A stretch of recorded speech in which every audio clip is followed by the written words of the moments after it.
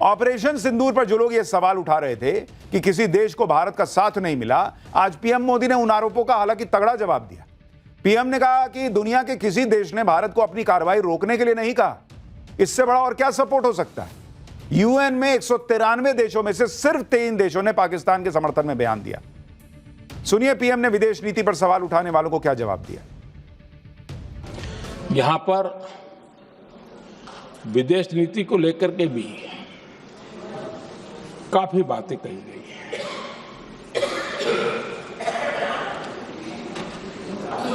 दुनिया के समर्थन को लेकर के भी काफी बातें कही गई हैं। मैं आज सदन में कुछ बातें पूरी स्पष्टता से कह रहा हूं। दुनिया में किसी भी देश ने भारत को अपनी सुरक्षा में कार्रवाई करने से रोका नहीं है।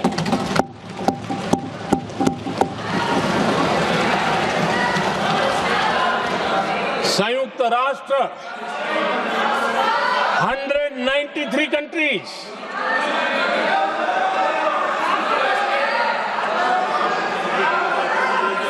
सिर्फ 3 देश 193 कंट्री में सिर्फ 3 देश ऑपरेशन सिंदूर के दौरान पाकिस्तान के समर्थन में बयान दिया था। Only 3 countries.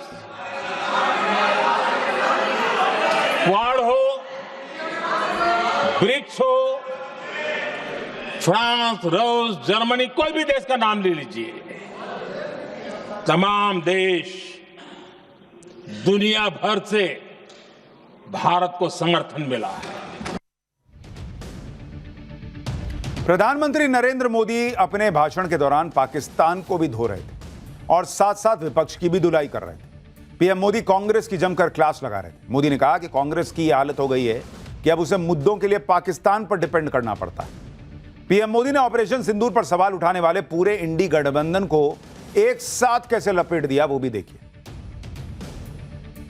एक तरफ तो भारत आत्मनिर्भरता की ओर तेज गति से आगे बढ़ रहा है, लेकिन कांग्रेस मुद्दों के लिए पाकिस्तान पर निर्भर होती जा रही है।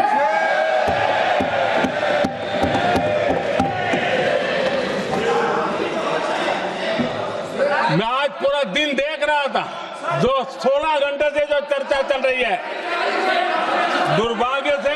प्लीज बैठिए, सब जवाब दे दिया आपका। आप सुनते नहीं, सबका जवाब दे दिया। प्लीज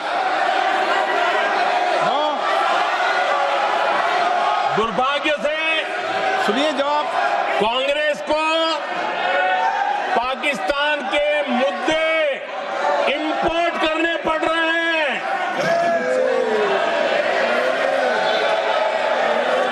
आदरणीय अध्यक्ष जी, आज के वॉरफेयर में इंफॉर्मेशन और नैरेटिव्स की प्लीज बैठिए। बहुत बड़ी भूमिका है।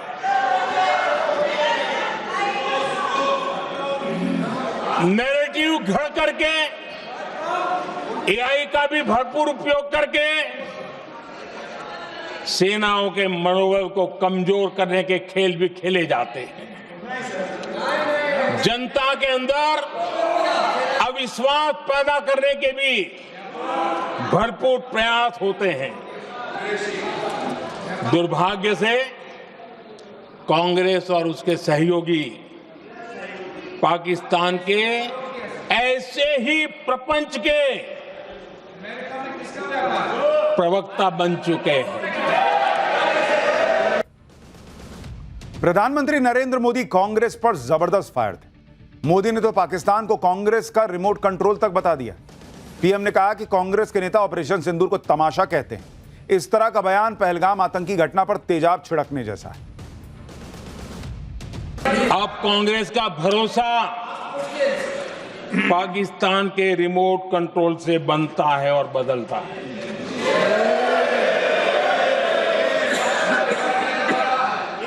आदरणीय अध्यक्ष जी, एक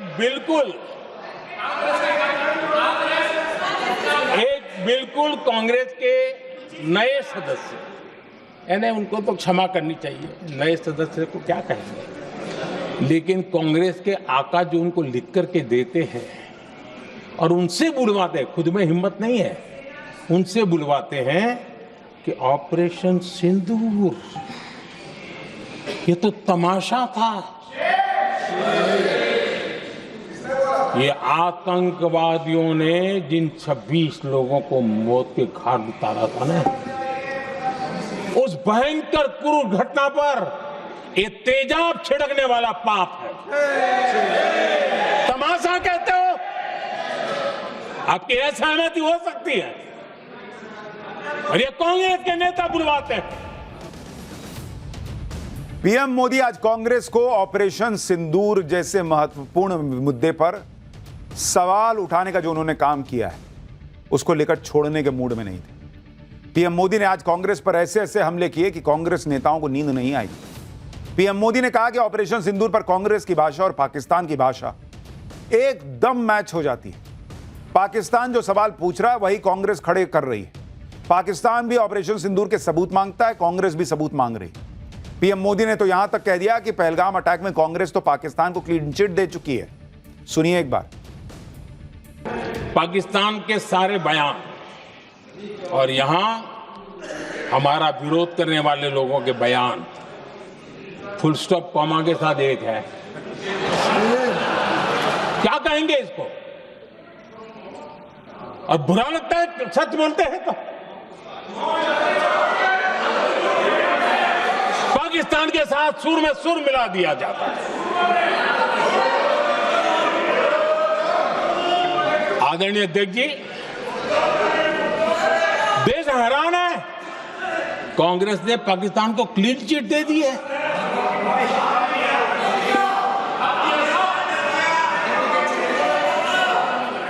उनकी ये हिम्मत, और इनकी आदत जाती नहीं है, ये हिम्मत कि पहलगाम के आतंकी पाकिस्तानी थे, इसका सबूत दो।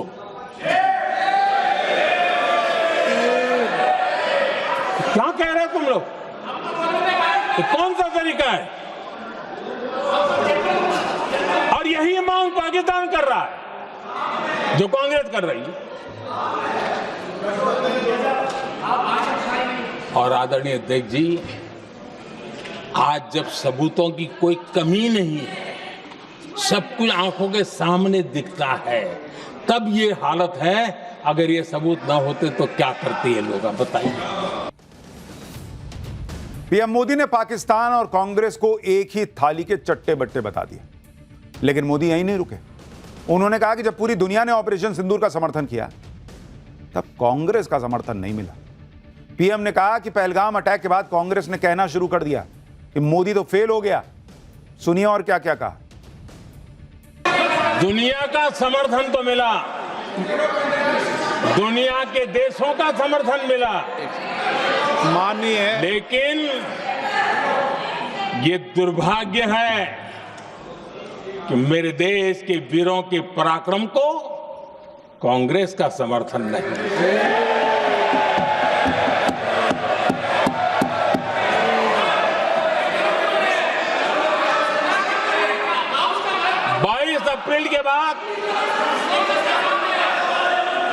22 अप्रैल के आतंकी हमले के बाद 3-4 दिन में ही ये उछल रहे थे और कहना शुरू कर दिया, कहां गई 56 इंच की छाती, कहां खो गया मोदी, मोदी तो फेल हो गया।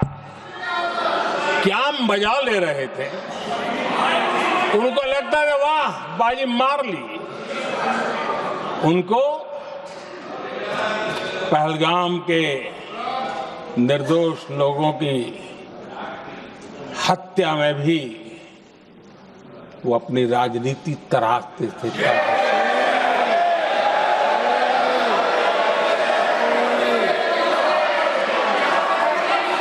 अपनी स्वार्थी राजनीति के लिए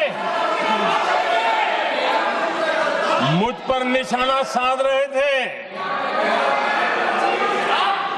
लेकिन उनकी ये बयानबाजी, इनका छिछोरापन देश के सुरक्षा बलों का मनोबल गिरा रहा था।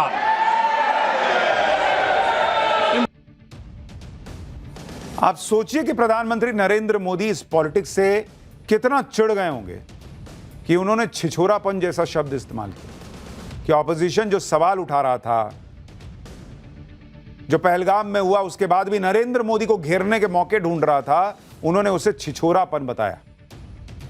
पीएम मोदी ने तो यहां तक कहा कि विपक्ष के नेता हर मुद्दे पर सोचते हैं कि मोदी फंस जाएगा। जैसे जब पाकिस्तान ने बालाकोट एयर स्ट्राइक के दौरान विंग कमांडर अभिनंदन को पाकिस्तान ने पकड़ लिया था, तो विपक्ष ने सोचा कि अब तो मोदी फंस गया, मोदी पर सवाल उठाने लगे।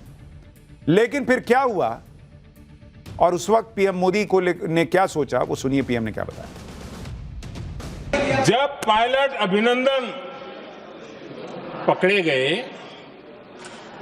तो पाकिस्तान में तो खुशी का माहौल होना स्वाभाविक था कि उनके हाथ में भारत की सेना का एक पायलट उनके हाथ लगा था। लेकिन यहां पर भी कुछ लोग थे जो कानों कानों में कह रहे थे,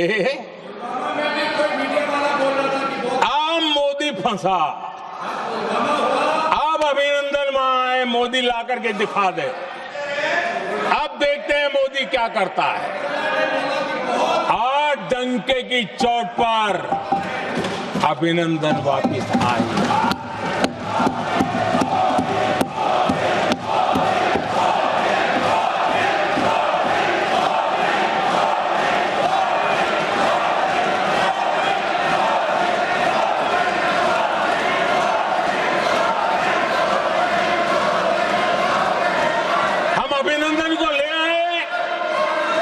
तो इनकी बोलती बंद हो गई। इनको लगा यार कि नसीब वाला आदमी है, हमारा हथियार हाथ से निकल गया। ऑपरेशन सिंदूर पर आज पीएम मोदी ने विपक्ष की क्लास लगाई, राहुल गांधी के आरोपों का भी जवाब दिया। उधर लोकसभा में कांग्रेस की तरफ से प्रियंका वाड्रा भी बोली। आज उनके भाषण पर आज लोकसभा में बहुत बवाल हो गया। अपने भाषण के आखिर में प्रियंका वाड्रा ने पहलगाम आतंकी हमले में मारे गए लोगों के नाम लिए। प्रियंका वाड्रा ने कहा कि पहलगाम में 25 भारतीयों ने अपनी जान गंवाई। इस पर सत्ता पक्ष की तरफ से जोर देकर कहा गया कि वो हिंदू थे। इसी पर हंगामा होने लगा। इधर से ऑपोजिशन के लोग इंडियन इंडियन बोल रहे थे, उधर से बीजेपी और एनडीए वाले हिंदू हिंदू कह रहे थे। सुनिए एक बार क्या हुआ। 26 बेटे, पति, पिता गुजर गए। उनमें से 25 भारतीय थे। भारतीय थे। मैं एक बार उन 25 भारतीयों के नाम इस सदन में पढ़ना चाहती हूं। समीर गुहा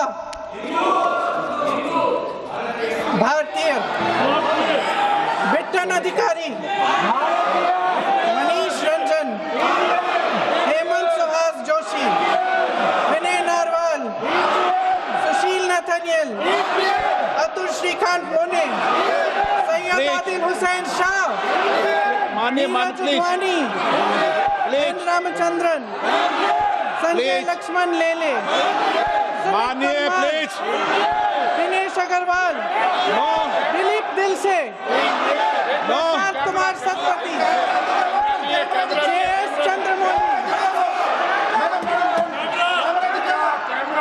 अब आप बोलिए, अब आराम से। JS चंद्रमौली, यतीश परमार, S मधुसूदन राव, माननीय सदस्य, नारेबाजी का सदन नहीं है। शैलेश कलाटिया, ये तरीका ठीक नहीं है आपका।